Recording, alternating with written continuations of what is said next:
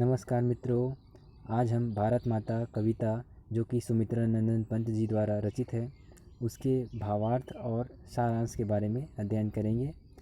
यह कविता सुमित्रा नंदन पंत जी द्वारा 1940 में लिखी गई थी, जिसमें उन्होंने भारतवासियों के मार्मिक दशा का वर्णन किया है, क्योंकि उस समय भारत अंग्रेज़ों के अधीन था और अंग्रेज़ों द्वारा भारतीयों पर लगातार अत्याचार, शोषण इत्यादि किए जा रहे थे।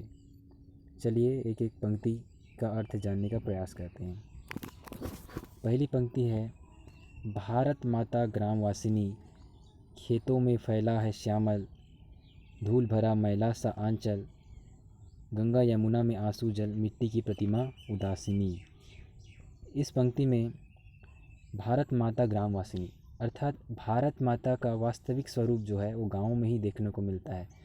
भारत देश जो है गाँवों का देश है और भारत माता गाँव में ही निवास करती है। खेतों में फैला है श्यामल, यानी कि गाँव के खेतों में हरी भरी फसलें लहलहाती हैं। धूल भरा मैला सा आंचल, इन फसलों को देखकर ऐसा प्रतीत होता है कि मानो ये भारत माता का हरा आंचल है, जो कि गाँव की धूल मिट्टी से धूल दूषित हो गया है। इसके बाद गंगा यमुना में आंसू जल, मिट्टी की प्रतिमा उदासिनी। अब कवि जो है वो भारत माता के दुखों का वर्णन करते हुए कहते हैं कि जिस प्रकार गंगा यमुना जैसी पवित्र नदियों में निरंतर पानी भरा रहता है, कभी समाप्त नहीं होता, उसी प्रकार भारत माता कष्टों के कारण निरंतर उनकी आँखों में आंसू जल भरे हुए हैं और वे उदास हैं, जिसके कारण उनकी प्रतिमा यानी उनका मुख जो है उनका मुख मिट्टी की प्रतिमा मूर्ति के समान प्रतीत हो रहा है। इसका अर्थ यही है। अगली पंक्ति, दैन्य जड़ित अपलक नत चितवन, अधरों में चिर नीरव रोदन। दैन्य यानी दीनता से, जड़ित यानी लिप्त हैं, अपलक यानी बिना पलक झुकाए और नत यानी नीचे। तो दीनता से जड़ित जो भारत माता है वह लगातार अपने पलकों को झुकाकर अधरों में चिर नीरव रोदन यानी नीरव रोदन कर रही हैं, आत्मरुदन कर रही हैं। युग युग के तम से विषण्ण मन, वह अपने घर में प्रवासिनी। युग युग के तम से विषण्ण मन का अर्थ है कि अंग्रेज़ों की जो गुलामी है वो लंबे समय से सहते रहने के कारण भारतवासी का मन जो है वो अंधकार से विषादग्रस्त हो गया है।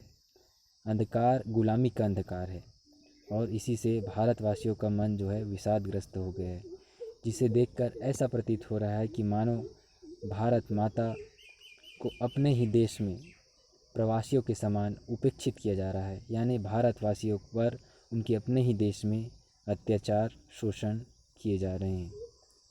अगली पंक्ति है, 30 कोटि संतान नग्न तन, अर्धक्षुधित शोधित निरस्त्र जन। उस समय भारत की आबादी जो है वो 30 करोड़ थी 1940 के समय।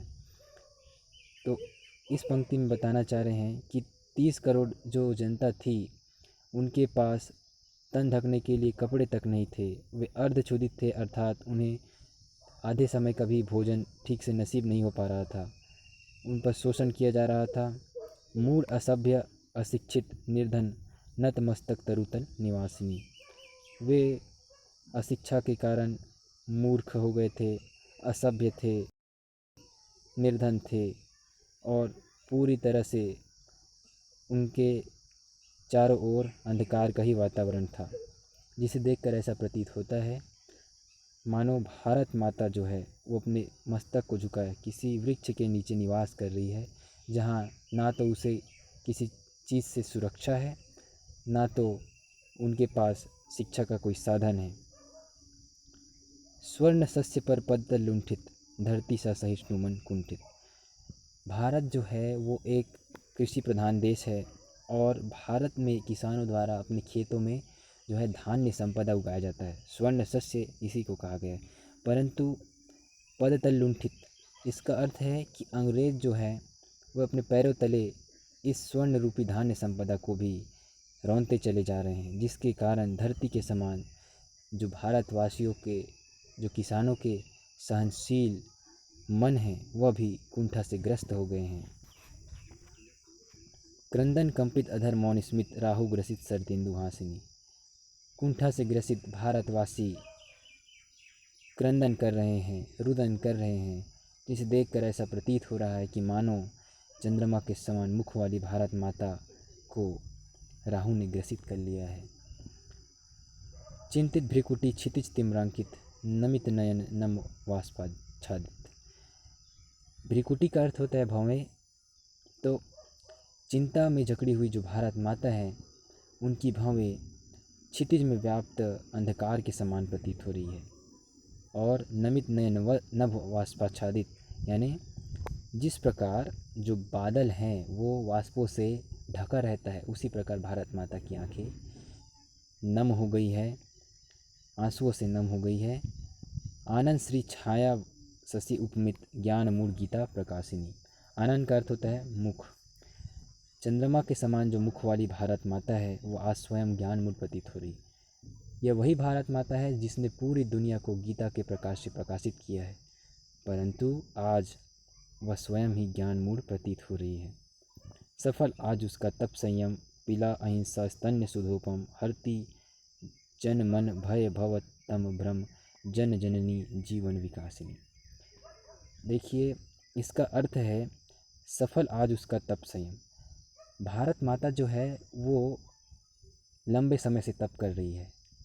कैसा तप कर रही है? वह अपने जो संतानें हैं उनको अहिंसा रूपी दुग्ध का पान करा रही हैं, यानी लगातार अपने देशवासियों को अहिंसा का मार्ग प्रशस्त करा रही है, जिसके कारण हरती जन मन भय भव तम भ्रम, जिसके कारण भारतवासियों के मन से अंग्रेज़ों का भय समाप्त हो रहा है और जन जननी जीवन विकासिनी। और भारतवासी जो है वे भारत के विकास के लिए लगातार प्रशस्त हो रहे हैं। भारत माता को विश्वास है कि भारत देश जल्द ही आज़ाद होगा और विकास के मार्ग पर प्रशस्त होगा। इस प्रकार सुमित्रानंद पंत जी ने अंग्रेज़ों के द्वारा हो रहे अत्याचारों और उसके बाद भारतवासियों द्वारा अंग्रेज़ों के विरुद्ध युद्ध की तैयारी का वर्णन किया है। आशा करता हूँ कि आपको यह कविता बहुत ही अच्छे से समझ में आया होगा और आप अपने शब्दों में इसका सारांश आसानी से लिख सकते हैं। इसी प्रकार के अन्य अध्यायों जैसे सूखी डाली है, वसीयत है, इन सब का सारांश यदि आपको चाहिए तो कमेंट बॉक्स पे कमेंट कीजिएगा। यदि ये वीडियो आपको अच्छा लगा है तो प्लीज़ लाइक और शेयर सब्सक्राइब ज़रूर कर दीजिएगा। धन्यवाद।